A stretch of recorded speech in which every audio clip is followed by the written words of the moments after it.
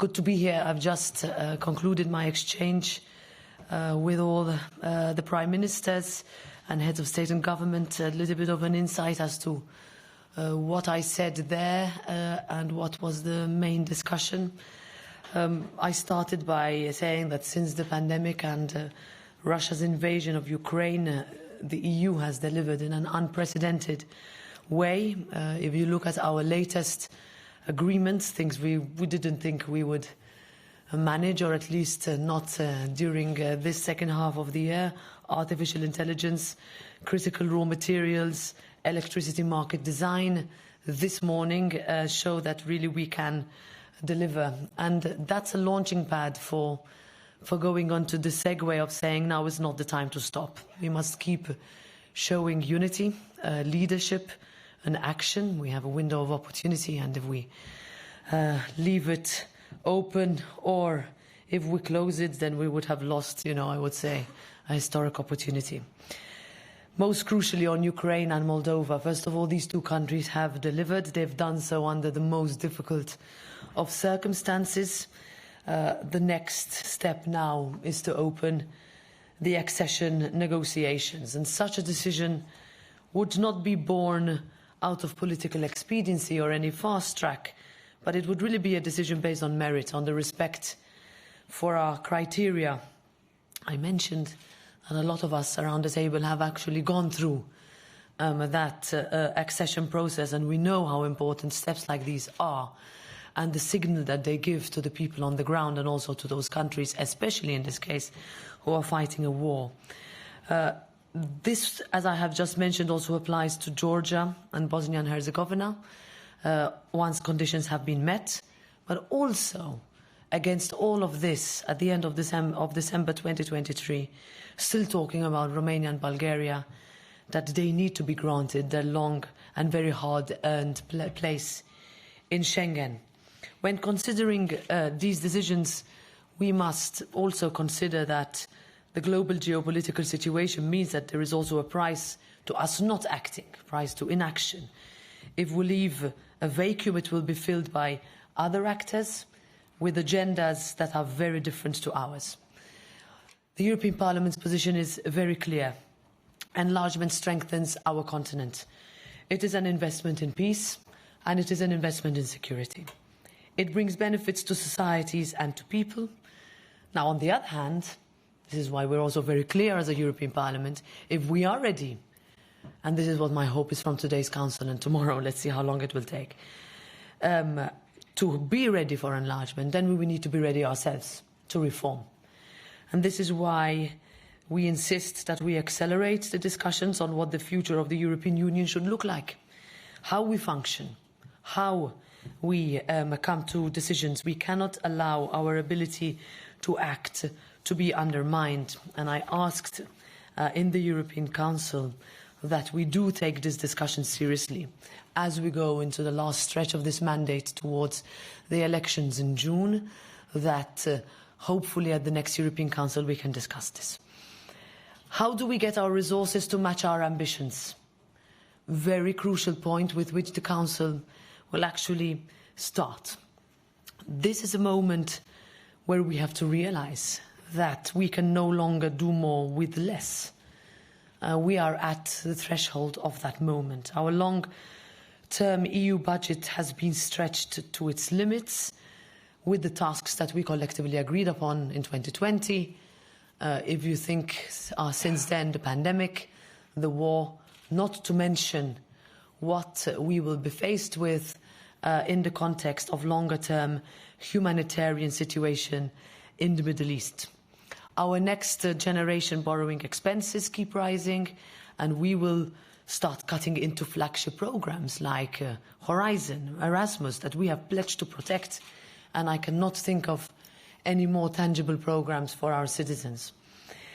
On our budget, we need to be realistic. At the same time, we need to be strategic. So this includes reaching an agreement on the Ukraine facility, not only for Ukraine, and the solidarity we must uphold. This is also about delivering an investment in Ukraine's recovery and reconstruction and modernization as a prospective member of the European Union.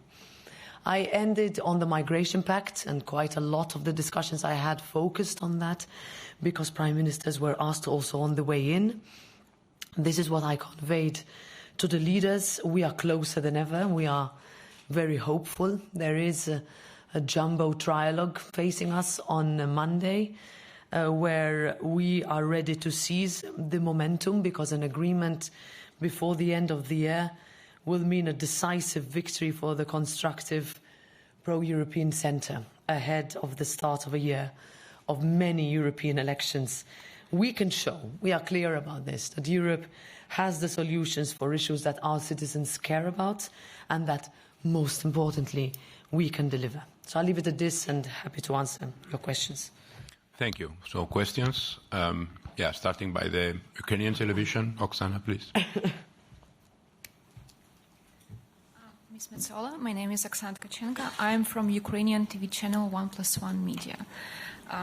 It's interesting because my question is not about today's summit. It's more about future parliament election. We've seen the results of elections in Slovakia and the Netherlands, and its negative impact on relationships with Ukraine. Do you expect the same tendency for European Parliament elections? Is there any sign to decrease for Ukrainian support? Thanks. Something I also said this morning, that it is our responsibility collectively to make sure that the fatigue that everybody talks about doesn't set in. It's our responsibility. Because the minute we say that, then, it becomes a foregone conclusion. That is not the mood on the table, absolutely. If anything, as you heard from their statements when they entered, and also in our discussions, they are extremely strong on this, that we pledged, when we took a decision in this European Council to grant candidate status to Ukraine, that we will stand with Ukraine for as long as it takes. We asked of Ukraine multiple requests for them to be compliant. Once the Commission has come to the conclusion that those requests have been complied with, and to this you can also have a look at the decisions that have been voted on in the Ukrainian parliament in the past week. Now it is up to us to put our actions to match with our rhetoric. So I would not necessarily look at the elections that you mentioned, understanding that they were democratic exercises, and this is a result that we need to look at. Let's say symptomatic migration, very high in the narrative, resulting potential increase in Euroscepticism, very worrying for us. But I take it from the other side that this is a call for us to action. That those of us in the political centre, those of us who really believe in the European project, who have seen that the past 5 years we have really done what we have never managed to do, or even what we thought we would not do because we didn't want to, we did, whether it was in the health area, in the energy sector since the beginning of the war, and now on migration. So I would rather focus on the next 6 months and say I'm going to work, and this is what I will do, and I've already started in Italy, and I will go to other countries, country by country, in order to encourage as many people to vote as possible. And when they ask these questions of us, was this correct when you did this? Was this a perfect decision? Has this decision had an impact sometimes in some countries negatively? We need to be ready to be honest with ourselves. So when we also go legislation by legislation, you see also the votes in the parliament are currently extremely tight. There are sometimes 8 votes on either side, if not completely equal votes on either side between a yes and a no. It comes down to whether we are able, and that comes to us, that's our responsibility, to continue to work in the centre of the political spectrum, those progressive, constructive, pro-European forces that I am very proud to form part of. And I'm very proud also to say that the European Parliament continues to work with. And that's what we need to look for after next June's elections. Thank you. From the Moldovan colleague, please. Victor Gaideik, North News, Moldova. Ms. Metsola, how do you think when Moldova will be in European Union? Thank you very much for this question. First of all, I'd like to congratulate your country for the massive, strides of progress. The journey started by President Sandu, on which she continues to walk, is one that we all look at with admiration. We reaffirmed this when we were in Chisinau for the European Political Community last summer, and we will continue, not only myself bilaterally as a European Parliament, with the strongest of commitment to Moldova's path. You have done the unimaginable in order to bring the reforms into place, and step by step I'm sure you will make it. So I look forward very much to when we can be sitting with Moldovan colleagues in the European Parliament and around the European Council. The decision this weekend, we'll start to use the word weekend now, over the possibility to go to the next step and open accession negotiations is hopefully that signal that you and your people need to show that we are credible when we say that we will do something. I think that's the least that you deserve. Thanks. Yes, please, sir. Konrad Kramer from the Austrian daily newspaper Kurier. Madam President, you specifically mentioned the still ongoing blockade of Romania and Bulgaria out of the Schengen space. Do you think that the pressure to let them in is building up, or where do you see the positions of the member states? I mean, December European Councils are always specific, right? And I remember last year's December European Council very well because I was in Bucharest a couple of days after that council, and it was very difficult to look at those young people and say, 15 years since you have become members of the European Union, there is still not a decision of which you could have legitimately been part of already 11 years ago. I say this every European Council because it's an extremely strong, I would say quasi-unanimous position of the Parliament. And I'm still hopeful that today, in the next hours and days, we could take the next step in order to send a message to the citizens of those countries that they can join, that they can be part of what we consider, as members of that area, to be fundamental in terms of freedom of movement, but also the cost of non-Schengen for countries that are in and for countries that are out. The European Parliament has long commissioned studies on this, and the figures are plain for everybody to see. Now, of course, I understand concerns, whether they are from a migration perspective, whether they are from a potential unknown perspective. Today there was a lot of discussion, for example, about hybrid threats between the Russian-Finnish border and also, as we have seen, between Belarus and the Baltic borders. But what I would ask for is that if we can manage to politically send the signal that because legally on paper but also on the ground things have improved or things are in a condition that we can go ahead and move, then we would ask for that movement to take place. I would like to see that, at least. That's why I said it, because that is the very clear wish of the European Parliament. Okay, I see many questions. Maybe starting by you in the second row, please. Yes.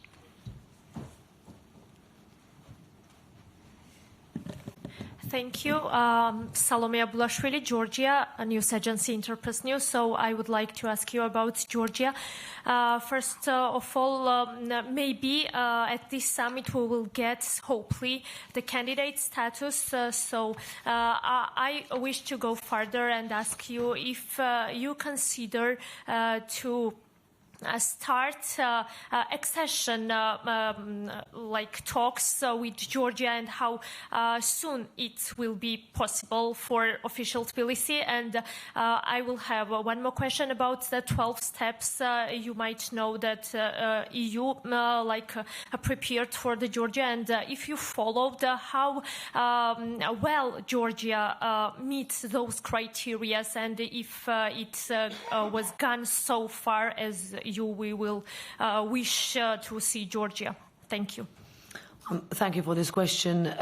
There was a reference and a step taken during the European Council in June last year, and we have seen the recommendations which are tied, going to your second part of the question, to those conditions all being met.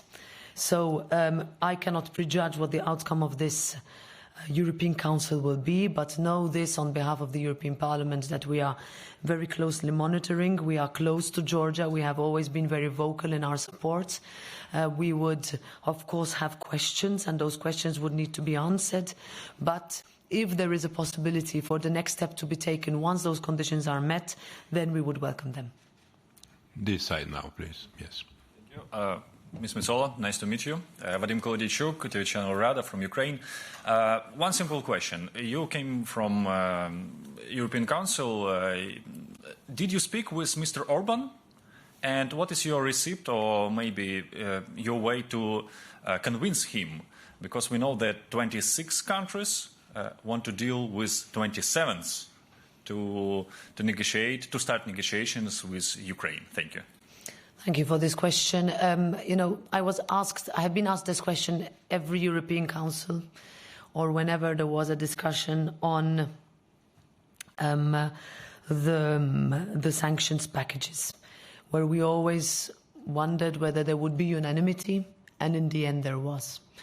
And I would like to continue to hope that there is unanimity and unity in this European Council for what we believe very strongly is deserved by Ukraine.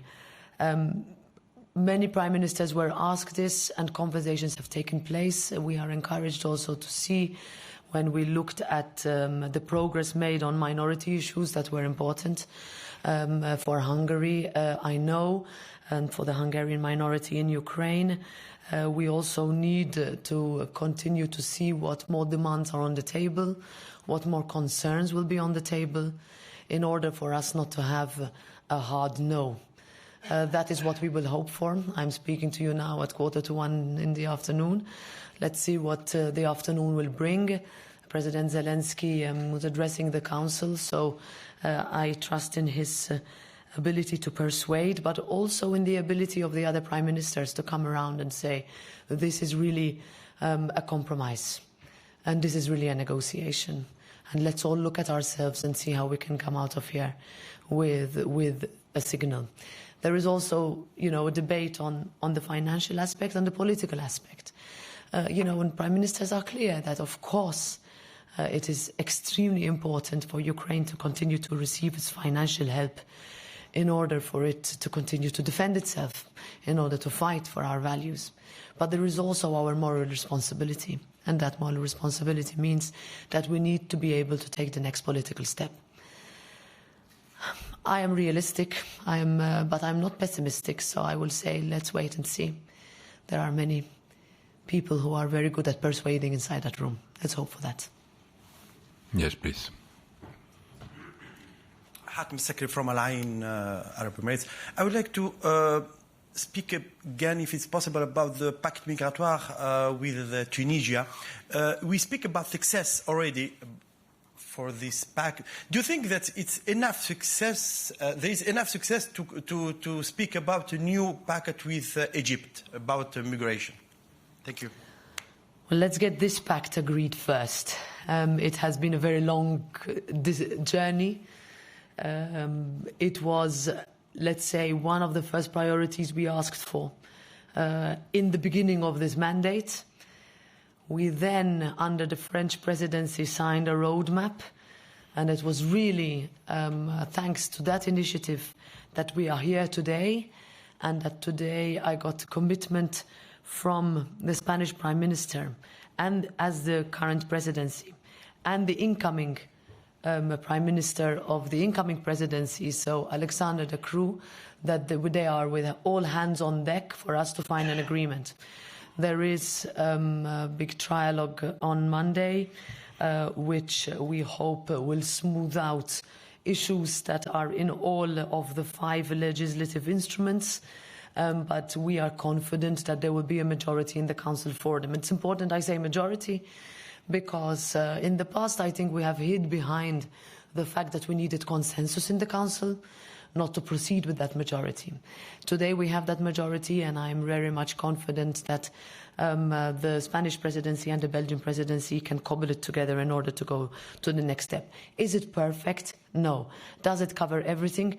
No. Do we need to work more on returns? Absolutely. Do we need to make sure that our external dimension is part and parcel with our migration policy? And when we talk about our external dimension, it's about development, trade, investment, tourism, services. It is not only about migration. And I insist whenever we talk about Tunisia, whenever we talk about Egypt, if we talk about our neighboring countries, that these are countries that require from us also an investment in dialogue, an investment in one thing that goes beyond the conditionality, if you will, which requires them to take back their migrants or their persons who would have come from those countries. So I would really look with confidence actually at our relations with Egypt in order for us to continue to integrate further. We have seen at the moment with the conflict in the Middle East the crucial role being played at the border in Rafah, and that also shows the willingness of Egypt to be our partner, whether it is on trade, whether it is on energy, whether it is on humanitarian issues. So I look forward also to the next mandate, if you would want to call it a pact, where we really look outside our borders and say, what is the relationship we have with our neighbours? And it is those neighbours who we rely on, but they are the same neighbours who rely on us in order for us to talk with them and not at them. And one last question. Yes, please. We can take two. I mean, as long as my voice, if I'm still somehow understandable, it's all right. Jarno Hartikainen, Helsingin Sanomat. Päivää. Päivää. Suomeksi. Let's stick to English. Yesterday, the European Commission decided to unblock 10 billion euros of frozen EU funds to Hungary. And the chairs of 4 big political groups in the European Parliament sent a letter to Ursula von der Leyen criticizing that decision and saying that the conditions have not been actually met, and the Commission was in no point to assess the fulfillment of the horizontal enabling conditions. So I know that this is something where the European Parliament does not get to vote on, but do you aim to challenge the Commission's decision? And maybe if you could share your opinion on that decision. Thank you. Thank you. This was asked of me actually this morning in the Council. There was that reaction that was to be expected from the European Parliament, because the European Parliament's position is extremely clear on this, and every decision or discussion we have is always incumbent on fulfillment of rules and the rule of law. So I do not exclude that this will continue to be part of the questions that are put, understanding that this is a decision that is taken by another institution, but also asking for the requirements or the demands of the Parliament and many member states, and also the political groups that you mentioned, to be met in such disbursement. Also, in order to put this into perspective, let's say uncoupling sort of the timing of such a decision with today, let's not underestimate the need for us to have unanimity today. And therefore, that means that many member states also today are coming with discussions and requests, especially if we hear with those countries that are particularly hit with migration influxes, to say, look, are we sure that we're going to make sure that we have financial help with that? On solidarity, are we sure? On hybrid threats, Finland particularly, are we going to make sure that there is enough financial solutions in our bag in order to help countries that need it. Because, as was also said, we reached an agreement on the 2024 budget, but that's not going to be enough. And imagine us in 2027, when we are going to be discussing the next MFF. The way we do our budget is that it is extremely impossible to reallocate funds, very difficult, and this is the situation we are in. But going back to your question, the position of the Parliament is very clear, and I'm sure it is that position that will continue to be expressed in the next weeks and months. So the very last question, thank you. Thank you very much for this opportunity. Artem Kula, I'm from Ukraine. We are all in Ukraine very worried about today's situation, and but if we let us to be optimistic, how much time will need Ukraine to implement EU standards, in your opinion? Well, I would say step by step. I always refer to the fact that I was impressed when I first visited Ukraine on the 1st of April 2022, when I went with sort of my experience of countries wishing to enter the European Union, taking months, if not years, in order to respond to the initial Commission questionnaire. And I was given a very confident reply there and then, in the first few weeks of the war, that Ukraine would be ready in record time. And that's exactly what happened with the first phases of this path. So I would say each country has its own path. There will always be hurdles to overcome, demands to be made. They need to be made, because at the end of the day, if we ask of a country for, let's say, and I'm just going to give a general example, judicial reforms, if we ask for requests for, in this particular case, protection of minorities. I remember in my country's case, it was, protection of civil society, of the media. All of these that come in. A country would have to meet them, and they would have to meet them whether both on a legislative perspective but also on the ground. This is why I answered earlier, when we sometimes fail from a European Union, that we put all the demands are met, and we still step away from the political decision. So for me, rather than focus on timelines, I would say if conditions are met, when requirements are reached, then we need to match our words with action. We have seen all political leaders travel to Kiev, different parts of Ukraine, standing next to your president, saying, we stand with you for as long as it takes. This is what it means. It means that this weekend, this decision is taken. And that, for me, means that we will then see what comes next. But today, it is our political, I would say, moral responsibility to go over to the next step.